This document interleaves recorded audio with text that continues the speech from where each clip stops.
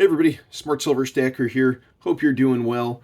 The January CPI data is scheduled to be released tomorrow, and some prominent market pundits have forecast that these numbers that we get tomorrow may be rather disruptive to the price of gold and silver, and also just to markets in general. And today, I want to cover this ominous forecast of a Valentine's Day massacre market crash.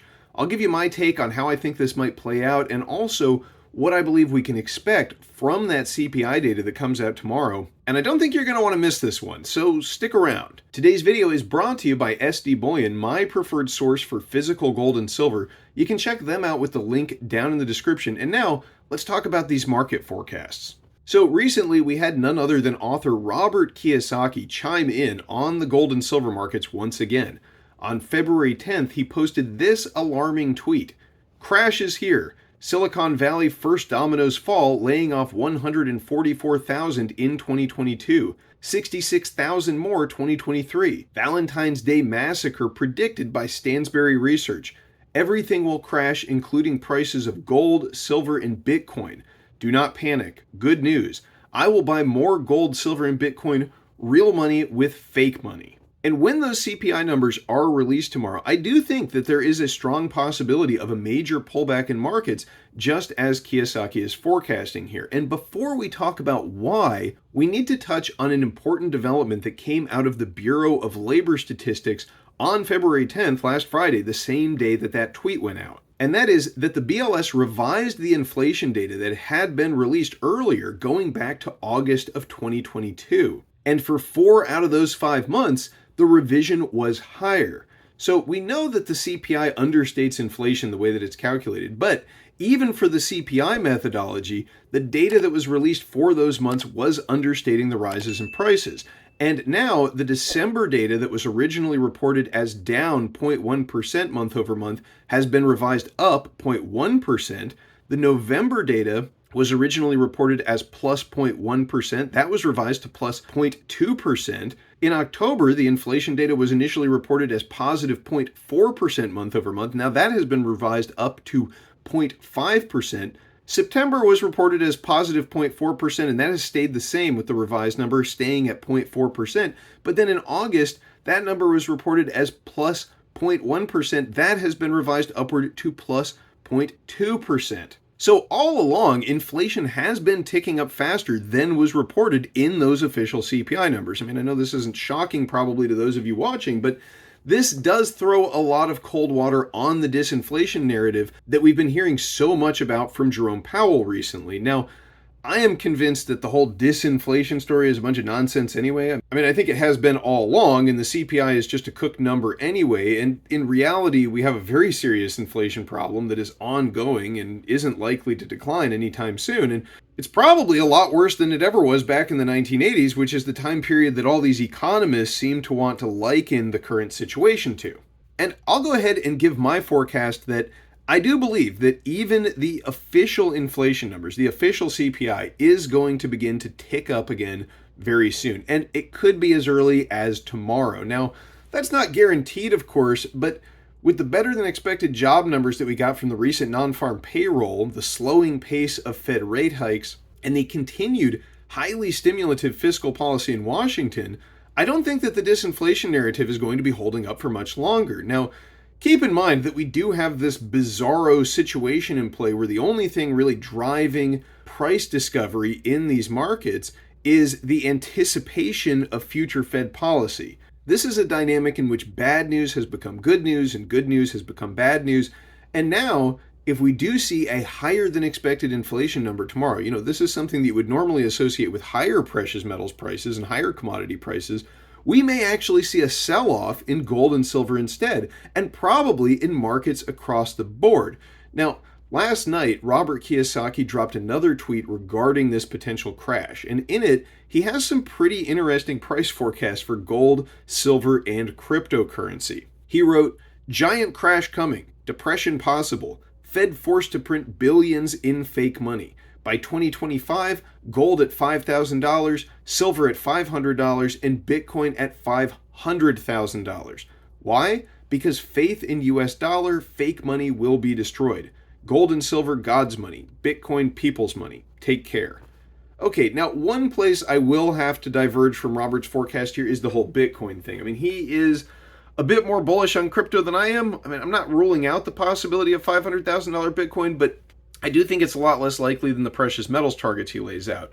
Now, on their face, those price targets for gold and silver do also seem a bit outlandish, perhaps to some. I mean, $500 silver, that's more than a 20x increase from where we're at today. However, gold at $5,000, that's less than a 3x increase. And I mean, that doesn't really seem too extreme at all over a 2-year timetable, considering everything that's going on in the world at the moment. And with gold at $5,000 and silver at $500, that would represent a 10-to-1 gold to silver ratio. And while that is very low, I don't place it outside of the range of possibilities. I mean, we know that in previous precious metals bull markets, the gold to silver ratio has compressed significantly. Back in 1980, it dropped down into the teens, and in 2011, it was in the mid 30s, which is a lot lower than today's level of just over 84. The reason being is that silver is a much smaller and more volatile market, so in bull runs tends to move up faster and it closes that gap between itself and gold.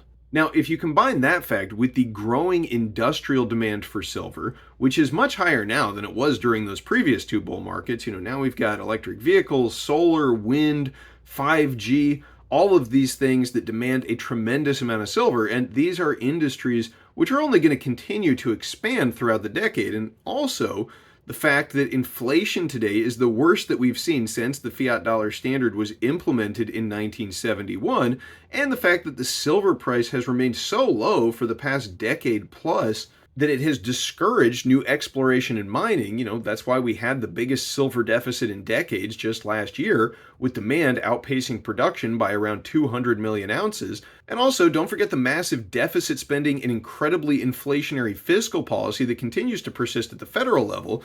When you reflect on all of those factors, I think it becomes clear that the coming bull run in precious metals, and especially in silver, could very well dwarf any that we have witnessed in living memory. So a 10-to-1 gold to silver ratio really isn't that crazy if you ask me. But which is it? Are we going to see a bull market in the precious metals, or are the prices of gold and silver going to crash?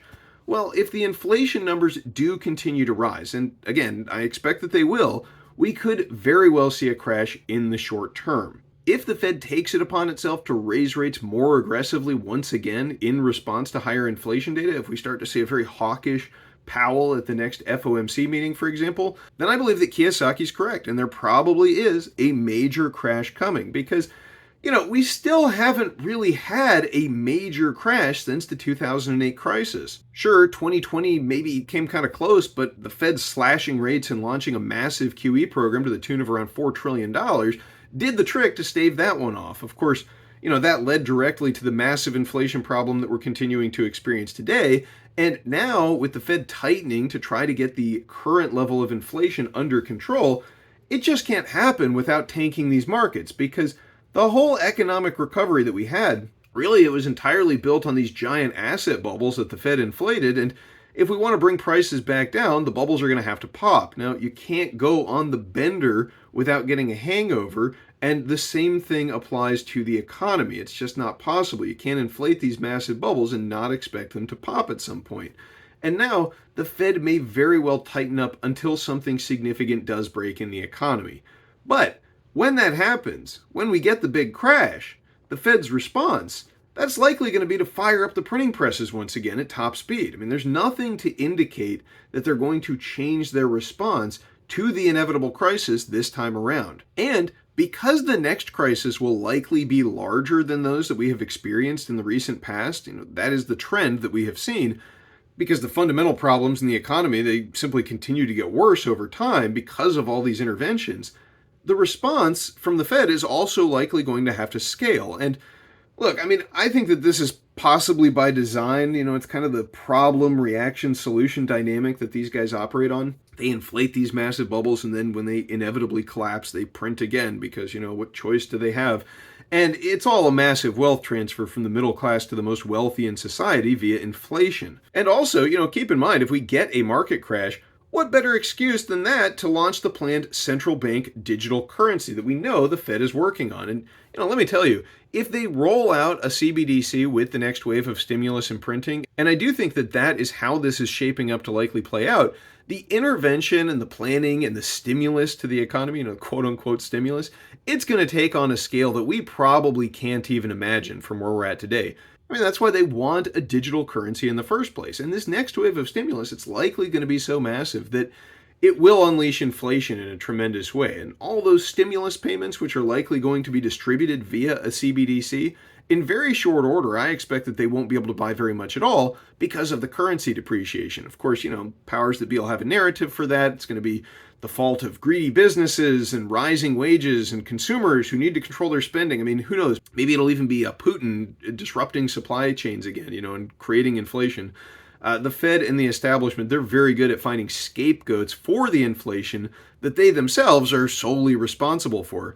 So I think that Kiyosaki's price targets here, while certainly not guaranteed, are not too crazy. I mean, we really could potentially see $500 silver if the value of the dollar drops significantly. Now, $500,000 Bitcoin, I'm not so sure that that's going to happen. I don't know what will happen to crypto in the event that things play out the way I just described. I mean, I don't think the Fed's going to want a lot of competition for its CBDC, so Bitcoin does seem far more speculative to me at this point than metals, but I mean, who knows? At least it can't be created at whim like a digital dollar. But gold and silver, I do think will be heading much higher, and if we see a crash in the price of the precious metals tomorrow, I personally would view it as a buying opportunity. It's not financial advice, I'm just sharing with you what my thoughts are on that topic. But before we wrap this video up, I do want to change gears here just a little bit and comment on the fact that before I made this video today, I wanted to take a look at the commitment of traders chart for both gold and silver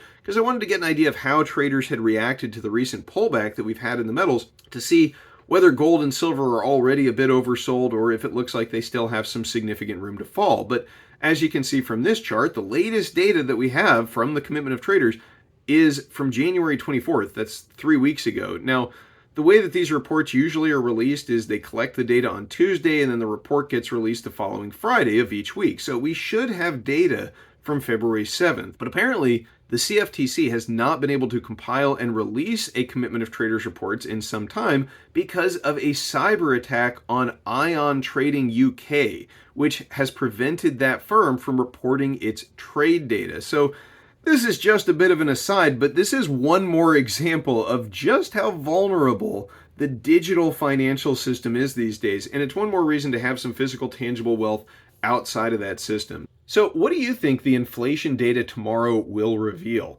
Are prices ticking up faster than previous reports indicated? Is disinflation a bunch of BS? Or do you think inflation really is under control and the Fed's going to be able to get all loosey-goosey again soon with no problems for these markets?